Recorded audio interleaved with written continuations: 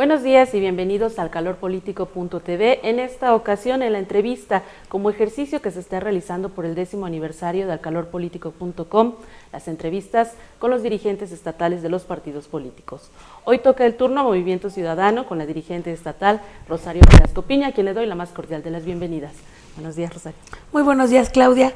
Muchas gracias por este espacio, sobre todo al enorme auditorio de Al Calor Político, que yo creo que no hay veracruzano y tal vez hasta mexicano que no se levante en la mañana y lo primero que hace es revisar la página de Al Calor Político. Muchas gracias. Gracias a ti por asistir a esta invitación que te hicimos de manera muy cordial, como a todos los dirigentes estatales. Y bueno, estamos en proceso electoral, Rosario. ¿Cómo van con las candidaturas en Movimiento Ciudadano? Muy bien, realmente yo estoy muy contenta y sobre todo muy entusiasmada porque veo una gran politización social, un gran interés, cosa que nos había pasado, sobre todo porque esta es una elección intermedia, es una elección solo para diputados federales, donde normalmente la población no está muy interesada, pero en esta ocasión especial creo que estamos despertando, y no solo Movimiento Ciudadano, sino en general la población, a un gran interés y a una gran politización. Estamos muy entusiasmados porque tenemos verdaderamente algunos posibles candidatos con perfiles ciudadanos, hombres y mujeres muy comprometidos socialmente, con intereses realmente de la sociedad civil.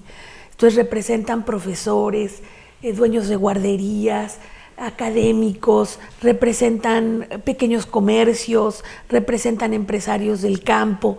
Creo que estamos logrando un conjunto de personas que verdaderamente representen a la gente. ¿Ya tienes definidos algunos nombres de las candidaturas? Tenemos definidos casi los 21 distritos. No podemos todavía hablar de nombres porque la propia ley electoral no nos lo permite en estricto sentido. Solo registramos precandidatos en alrededor de 14 distritos. En algunos casos, como no son más que un precandidato, tampoco pueden hacer campaña. Tenemos verdadera contienda interna en algunos distritos como Orizaba o Córdoba, por ejemplo, pero no podemos todavía hablar de nombres específicamente, pero lo que sí podemos es decir que estamos en condiciones de dar una gran batalla. Sin embargo, bueno, ya hay temas ahí difíciles, digamos, específicamente en Jalapa Rural, donde uno de los precandidatos, me refiero a José Francisco Pineda González, está acusando directamente a la dirigencia de no hacer caso a los lineamientos de la convocatoria y de estar impulsando a Marcos Salas para esa candidatura. Paco Pineda es un militante de Movimiento Ciudadano. Él es en este momento el coordinador de trabajadores y productores en el estado de Veracruz, además un gran representante social porque él es profesor, viene del ejercicio de la política sindical, fue secretario de Nueva Alianza y está registrado con nosotros como precandidato, está compitiendo de manera interna. Marcos Salas es un hombre interesado en que Movimiento Ciudadano abandere su propuesta social, no está registrado como precandidato. Nosotros no tomamos a final de cuentas ninguna decisión, esto es de manera personal, yo soy el coordinador en el estado de Veracruz, nosotros no trabajamos como decisiones individuales, conmigo está trabajando una comisión operativa, somos 7 personas, nosotros lo que hacemos es un análisis del trabajo y de quiénes son nuestros precandidatos, lo hacemos llegar a la Comisión Nacional de Candidaturas, que está formada por un grupo de miembros de todo el país, miembros prominentes de Movimiento Ciudadano, que a su vez elaboran un dictamen de propuestas que va a ir a la Coordinadora Ciudadana Nacional a finales de este mes de febrero, donde se tomarán las decisiones finales. Esto es, nosotros no funcionamos con decisiones unilaterales, sino con decisiones colegiadas. Por lo tanto, Paco está en el mejor momento de hacer la mejor contienda y probablemente llegar a ser nuestro abanderado por Jalapa Rural. Entonces, ¿no está participando Marcos Salas como precandidato? Marcos Salas no es precandidato, Marcos Salas es aspirante a que se pueda considerar como posible diputado por ese distrito y tiene atrás de él un gran trabajo social, tiene atrás de él haber sido diputado federal ya por ese mismo distrito, tiene atrás de él una serie de acciones también importantes y trascendentes. Esto es, nosotros estamos en consideración de valorar, y me refiero a nosotros, no personalmente, sino Movimiento Ciudadano como órgano político, de valorar entre quienes aspiran a que Movimiento Ciudadano los abandere para llegar al Congreso de la Unión, a las mejores perfiles, hombres y mujeres, que representen realmente lo que nosotros esperamos. Las decisiones no han sido tomadas. ¿Les convendrían candidatos o aspirantes a candidatos que vienen de otros partidos, en este caso el Partido Acción Nacional, también viene saliendo de un proceso por el Partido de la Revolución Democrática? Mira, ¿les convendría bajo todo el yo creo que a nosotros lo que nos conviene son personas con capacidades. Nosotros tenemos abiertas el 100% de nuestras candidaturas por estatutos a candidaturas ciudadanas. Nosotros sabemos que cuando abrimos la puerta a candidaturas ciudadanas, abrimos la puerta a quienes no tienen ninguna experiencia política, sino a lo mejor experiencia en gestión social, en trabajo de acreditaciones sociales, en trabajo de grupos de la sociedad civil, pero también a personas que por diferentes razones consideraron que en otros institutos políticos no llenaban sus expectativas. Para nosotros eso no es lo trascendente es qué representan como personas y qué representan a la gente que ellos traen atrás y que los apoyan como un grupo social que necesita tener voz. Y eso es lo que para nosotros es importante. En Jalapa Urbano también hay rumores de que será usted la candidata. No estoy registrada como precandidato, por lo que no puedo darte una respuesta absolutamente directa. Tengo aspiraciones políticas, creo que tengo algo que decir, tengo muchos años de experiencia como profesora, vengo además de una familia tradicionalmente jalapeña, además de mujeres muy valientes y trabajadores de las que me siento muy orgullosa, y creo que tengo algo que decir. No se descarta entonces. No me descarto. Tenemos vía correo electrónico preguntas de Juan Carlos García Fragoso. Dice: dirigentes, sabemos que hay varios exsecretarios de despacho del gabinete estatal que renunciaron para contender en este proceso de elección de diputados federales, por mencionar algunos de los distritos del sur del estado, caso de Cosamaloapan, San Andrés Tuxtla, Acayucan. ¿Cómo ve la situación política de este proceso para su partido ante estos actores? Yo creo que lo más importante es que hoy los veracruzanos tenemos que salir a votar buscando los mejores hombres y mujeres, independientemente de que los partidos políticos seamos el instrumento material para que lleguen ahí. Con esto quiero decir que cuando nosotros hablamos de exsecretarios o exfuncionarios o exdiputados que renuncian a sus cargos para venir a contender, lo que tenemos que nosotros visualizar es qué tan capaces fueron de hacer su trabajo mientras estuvieron en esos cargos públicos. Quiero pensar que nosotros tenemos que juzgar a la gente por lo que hace, lo que ha hecho en su trabajo profesional y las cosas que lo han convertido en lo que hoy son. Por lo tanto, ¿qué mejor manera de saber cuán eficientes y capaces somos que juzgar el trabajo que hemos hecho? Porque yo creo que una de las cosas más dramáticas que vivimos hoy en la administración pública los mexicanos es que no somos eficaces. Esto es, tenemos grandes discursos, ponemos grandes eslogans, pero a la hora de la realidad no somos eficaces. No rendimos socialmente. No damos rentabilidad social a nuestras acciones. Por lo tanto, creo que eso tendría que ser lo más importante a juzgar entre los ciudadanos. Continúa en este correo electrónico con otra pregunta. Dice: ¿quiénes son los precandidatos del Movimiento Ciudadano en los distritos Cosamaloapan, San Andrés Tuxtla, Cozoleacaque, Minatitlán, Acayucan y Coatzacoalcos? La misma razón. Mira, tenemos en Cozoleacaque una chica Virués, Kerem, no me acuerdo el apellido del medio, su segundo apellido es Virués porque conozco muy bien a su abuela, por eso me acuerdo del Virués. Ella y otra joven y otras dos personas están contendiendo por el distrito de Cozoleacaque. Nosotros no tenemos registrado precandidato en Minatitlán ni tampoco en Coatzacoalcos. Perdón, no me acuerdo cuáles son los otros que me diste. San Andrés Tuxtla. En San Andrés Tuxtla igual no tenemos registrado precandidato, y aunque ya tenemos visualizados candidatos, no puedo dar nombres porque la propia ley electoral no me lo permite. Acayucan. En Acayucan tenemos registrada a Francis Culebro y a otra chica también. Ellas están contendiendo, entre ellas Francis Culebro está haciendo un trabajo excepcional de movilización. Por último, nos comenta Juan Carlos García Fragoso su pregunta: ¿en qué fecha sale publicada la lista de candidatos para este partido? Nosotros vamos a tener nuestra reunión de coordinadora ciudadana nacional, creo que el 26 de febrero. Es muy probable que el último día de febrero estemos ya teniendo un dictamen. Bueno, hay otro tema también muy importante con respecto al tema electoral, seguimos con esto, sobre unas quejas de afiliación falsa a Movimiento Ciudadano.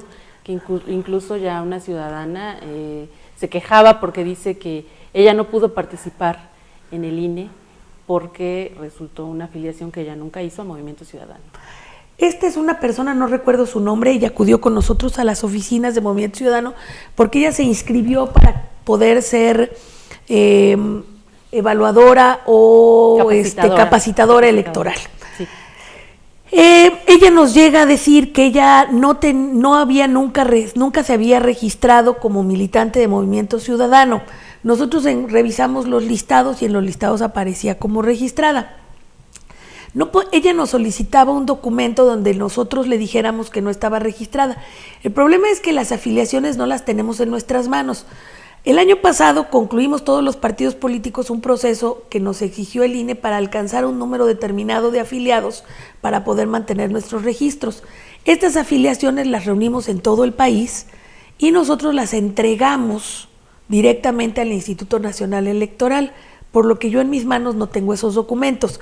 Ahora, es muy probable, y no lo quiero asegurar porque no tendría yo que haber hecho una investigación que estamos en proceso, que ella se haya afiliado, porque lo que ella nos decía es que alguna vez se afilió al PRD. No hay que olvidar que hasta la elección del año pasado, 2013, nosotros siempre hemos ido en alianza con los partidos de izquierda.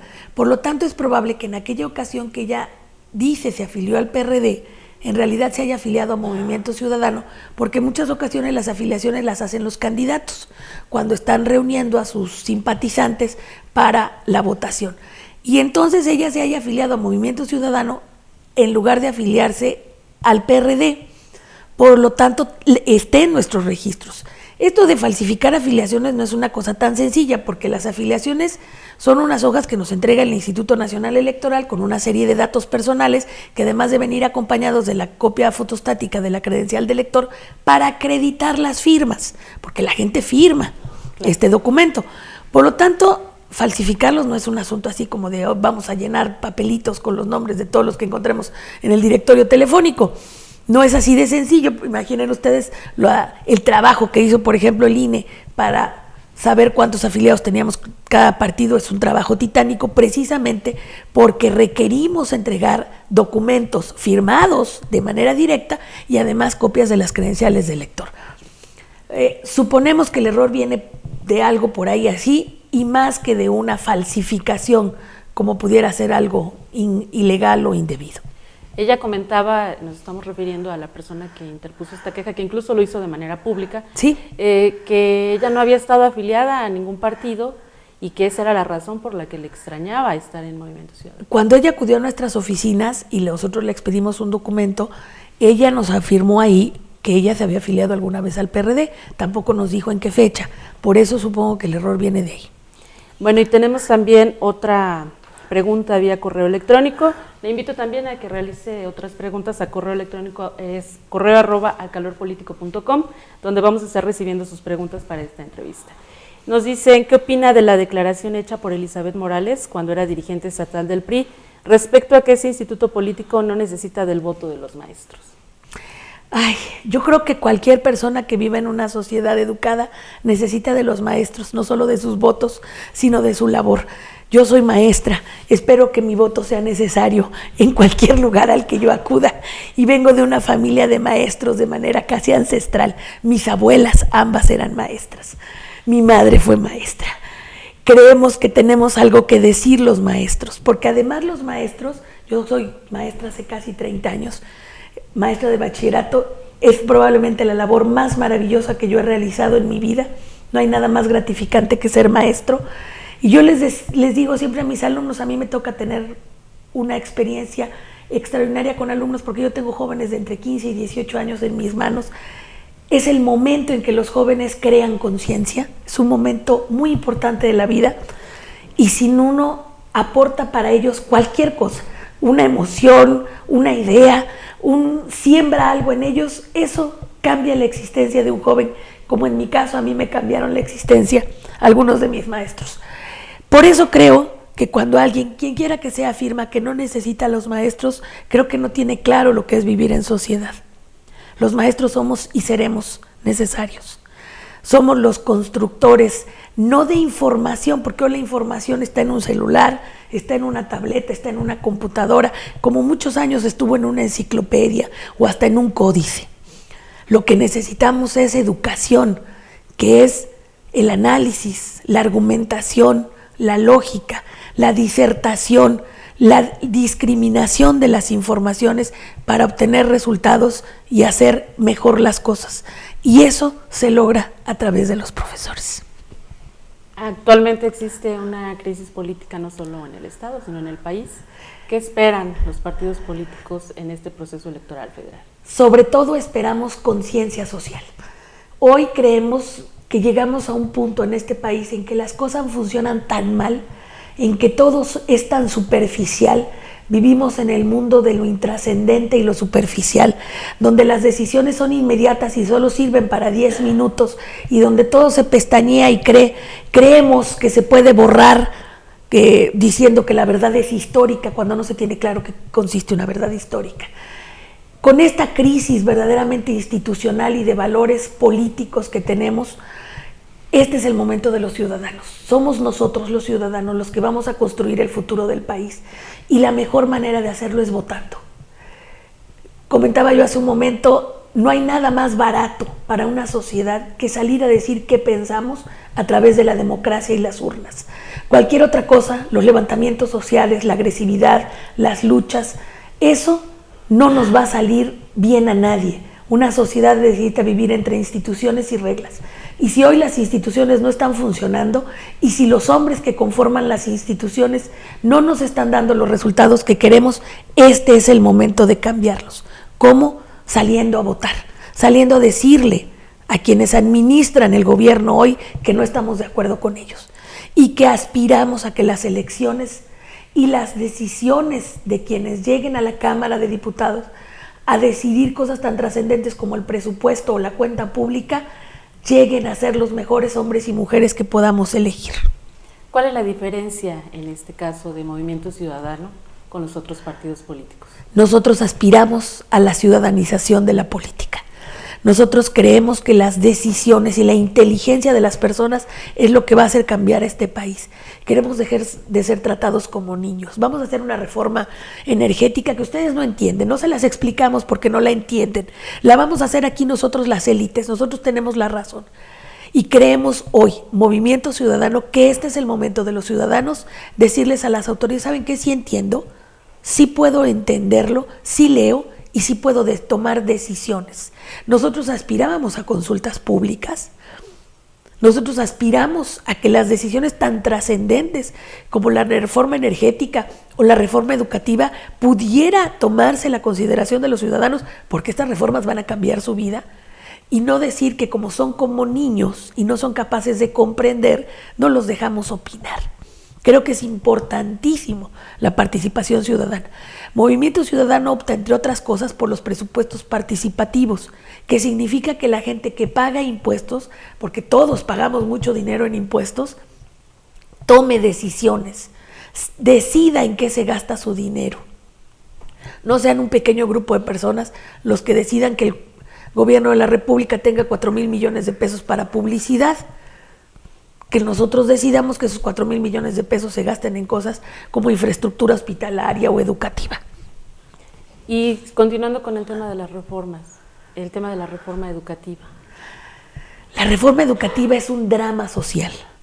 Yo creo que no hay nada que cambie realmente la vida de un ciudadano o de una sociedad en general que la educación. Ahí están los hindús que durante 30 años apostaron por la educación superior y hoy son los primeros exportadores de hardware en el mundo. Hoy tienen una industria médica, esto es, son capaces de hacer no solo médicos, sino técnicos en medicina, capaces de construir aparatos maravillosos, los más importantes del planeta. Ahí están los cubanos, que siguen demostrándonos durante los últimos 35 años que fueron los grandes pioneros de la educación.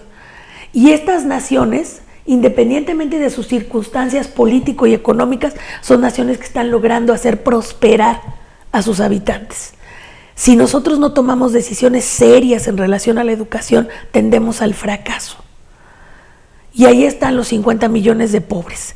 Y este fracaso se trasluce en estas decisiones superficiales, absurdas, laborales, con miras más políticas que realmente didácticas, de cambiar la educación. Y lo digo con comillas porque no hay en todas las páginas de la reforma educativa promulgada por la Presidencia de la República, la reforma constitucional y las subsecuentes reformas reglamentarias, que hablen de didáctica, que hablen de programas, de planes de estudios. No hablan más que de las horas que el profesor trabaja, de la plaza del profesor, de los años que tiene que trabajar el profesor, tan grave como que prácticamente dan por destruidas a las escuelas normales, que son el eje del proceso educativo, porque además son el eje de la educación pública. No olvidemos que la máxima aspiración de este país, cuando llega la Revolución Mexicana y en todas las reformas constitucionales posteriores a la Revolución, fue una educación pública, gratuita. Yo creo que Vasconcelos se levantaría hoy de su tumba, lloraría lágrimas, se cortaría las venas si hubiera visto esta reforma educativa. Cuando vemos esos comerciales de televisión donde nos anuncia el gobierno que ya logró la reforma educativa porque regala tabletas a los niños de quinto de primaria, no tiene idea el gobierno de que lo importante no es informar, sino educar. Para generar todo este cambio que quiere ese movimiento ciudadano, ¿cuáles son las expectativas a corto plazo en este proceso electoral federal? Nosotros esperamos, tenemos ya una serie de visiones en nuestras perspectivas como posibles diputados federales, como bancada, de lo que aspiramos, especialmente esto que le comentaba yo, el presupuesto participativo.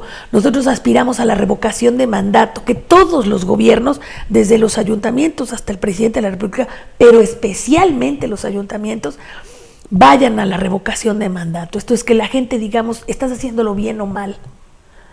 Que nosotros seamos capaces de juzgar a nuestros gobernantes y de tomar en nuestras manos eso que la Constitución dice claramente: somos los dueños de este país, está en nuestras manos y es un derecho inalienable cambiar nuestros gobiernos.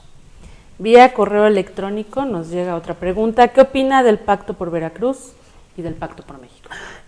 Yo creo que el Pacto por México es la traición más grande a los mexicanos. Cuando PRI, PAN y PRD deciden hacer un pacto por México y aprobar reformas como la reforma fiscal, que está acabando con los pequeños comerciantes y abrumando a las grandes empresas, cuando vemos la reforma laboral, que lo único que consiguió es trabajo temporal para los mexicanos. Hoy escuchaba yo a algunos analistas hablando de que los mexicanos estamos dejando de pagar nuestras deudas, estamos no comprando. Tenemos miedo de endeudarnos y ya no somos capaces de pagar las deudas que ya contraímos, y eso no habla más que de inseguridad laboral, y ese es el gran logro de la reforma laboral.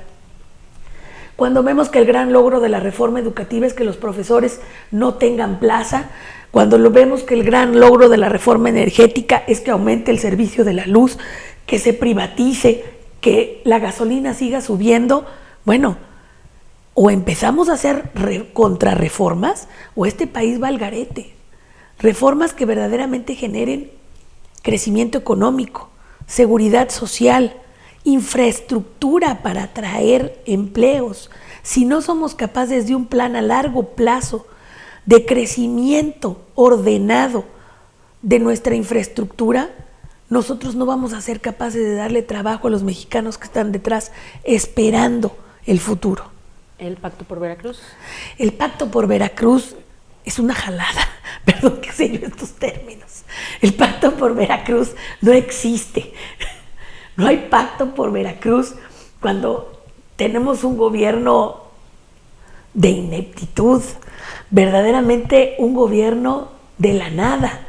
No hay una sola carretera, no hay una sola obra pública trascendente, no hay nada. Yo paso todos los días por el velódromo y es un elefante blanco con orilla de colores apagado, cerrado. Dios mío, habiendo tantos jovencitos que no tienen nada que hacer, ya tengo un velódromo, ¿cómo no organizo 25 clases al día con 5 profesores que debo tener por ahí? Y compro 200 bicicletas y les enseño a los chamaquitos a andar en bicicleta. Vaya, cosas casi de sentido común. ¿Cuál pacto por Veracruz? Perdón. Regresando al tema de los candidatos, el Partido Acción Nacional ha comentado en las últimas semanas que sus candidatos han recibido amenazas. ¿Los precandidatos, candidatos de Movimiento Ciudadano han tenido este tipo de situación? Afortunadamente, hasta este momento, ninguno de nuestros posibles aspirantes o precandidatos nos han reportado que hayan recibido ninguna amenaza. Ojalá no lo hagan. Nosotros creemos que la inseguridad en Veracruz y la inseguridad de nuestro país está llegando a límites verdaderamente dramáticos, pero especialmente en nuestro estado. Somos hoy uno de los estados más inseguros del país, pero también creemos fervientemente que la mejor manera de acabar con la seguridad es dándole a la gente trabajo. ¿Cómo van a blindar a sus candidatos o a las candidaturas? Porque ustedes fueron en coalición para el alcalde de Iguala. Entonces, ahora, ¿cómo le van a hacer bajo esa responsabilidad? Yo creo que es una gran responsabilidad, pero no solo de los partidos políticos, sino de la sociedad. Aun cuando nosotros vivimos ya en una sociedad multicultural, con muchísima población, etcétera, yo creo que en el fondo, y sobre todo en el estado de Veracruz, que todavía somos muy provincianos, nosotros conocemos a la gente, sabemos quiénes son. Realmente no hay ninguna garantía en enseñar una carta de no antecedentes penales, porque la mayor parte de los verdaderos delincuentes no van a la cárcel. Vivimos en un estado de impunidad, por eso nos va como nos va. Lo que verdaderamente me parece que sería importante es que detrás de cada candidato haya grupos sociales, verdaderos representantes y líderes sociales que nos digan: esto es lo mejor que tenemos, estas son las mejores personas, estos son los mejores candidatos. Gente que conocemos, que sabemos quiénes son, dónde viven, dónde están, y que no, además están arraigados, que eso yo creo que también es importante, porque no hay mejor manera de saber qué se necesita que tener un arraigo social, no solamente arraigo en el sentido de vivir en la misma casa desde hace muchos años, sino de pertenecer a grupos sociales donde la gente sabe quiénes somos, cómo hemos actuado, de qué manera nos comportamos. ¿Trabajo difícil para poder lograr eso? Siempre es un trabajo difícil, pero también creemos que es la mejor manera de llegar. Cuando a nosotros llega y nos dice una asociación civil, un grupo de madres solteras, un grupo de campesinos asociados: oigan, es que fulano ha sido una gran persona, es que él es un empresario que sí sabe de lo que habla. Eso nos parece que son las mejores credenciales. Hay también partidos que están implementando los exámenes antidoping. Yo creo que los exámenes antidoping, pues si lo implementas también, yo estoy de acuerdo. Yo no tengo ningún inconveniente en un examen antidoping, pero de la misma manera me parece que eso tampoco te garantiza nada en sí mismo. Esto es, qué bueno que nadie use drogas, ojalá, pero a final de cuentas, un examen antidoping perfectamente planeado para un candidato, bueno, pues 15 días se pasa en seco y ya, si usara drogas. Y si no las usa nunca, pues no le importa. A mí no me importa que me haga un examen antidoping dentro de 10 minutos. Claro. ¿Qué opinión tienes sobre lo que es la información que hace unas semanas estuvo circulando sobre la posible o la renuncia de alcaldes de Movimiento Ciudadano para cambiarse al PRI? ¿Qué pasó con este tema, Rosa? Yo creo que aquí hay dos temas y yo creo que vamos a tratar el primero. Yo creo que lo primero importante en el caso de los alcaldes es que los alcaldes sigan haciendo un buen trabajo, independientemente si se visten de rojo, de verde, de amarillo, de naranja. ¿Pero sí renunciaron? Mira, en realidad no tienen que renunciar porque nosotros tenemos candidaturas ciudadanas. Ninguno de los alcaldes que hoy son alcaldes y que llegaron a sus cargos a través de Movimiento Ciudadano son militantes del partido. Ellos son candidaturas ciudadanas. Por lo tanto, no necesitaban renunciar a la militancia que no tenían. Por un lado. Por otro, yo creo que lo trascendente es que sigan siendo buenos alcaldes. Muchos de ellos, quiero pensar, por ejemplo, en quien fue vocero de esa reunión ahí en el café de la parroquia, es un gran alcalde. Francisco Soto ha hecho muy buen trabajo, incluso ha tomado en sus manos muchas de las propuestas que tiene Movimiento Ciudadano para las alcaldías y lo está haciendo muy bien. A mí eso me da mucho gusto. Si decide afiliarse al PRI, qué bueno, mientras siga cumpliéndolo a la gente de su pueblo con las cosas que él les prometió, y lo está haciendo. Por otro lado, yo creo que lo importante no es si los alcaldes son o no de Movimiento Ciudadano. Lo importante es que el gobierno del Estado, dicho por los alcaldes en esa reunión, decidió limitar los obligatoriamente recursos que debe darles, algunos de ellos federales y otros estatales, a cualquier persona de cualquier partido político, raza, religión o preferencia sexual en el estado de Veracruz, solo para a los del PRI y no para los de otros.